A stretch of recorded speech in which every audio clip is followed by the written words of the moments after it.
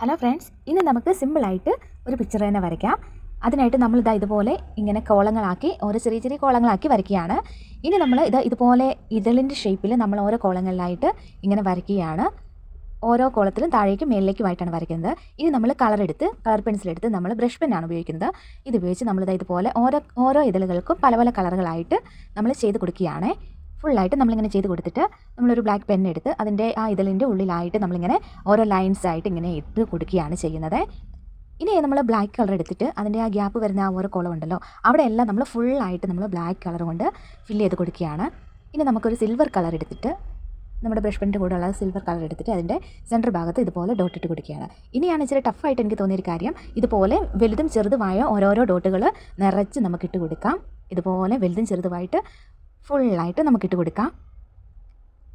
ഇതുപോലെ മൊത്തത്തിൽ നമ്മൾ ചെയ്തെടുത്തിട്ടുണ്ട്. അപ്പോൾ ഇത്രയേ ഉള്ളൂ നമ്മുടെ പരിപാടി. ഫൈനൽ ലുക്ക് ഇതാണ്. വീഡിയോ ഇഷ്ടമെങ്കിൽ എല്ലാവരും ലൈക്ക് ചെയ്യാൻ മറക്കരുതേ. നമ്മുടെ ചാനൽ ഒന്ന് സബ്സ്ക്രൈബ് കൂടി ചെയ്തേക്കണേ. താങ്ക്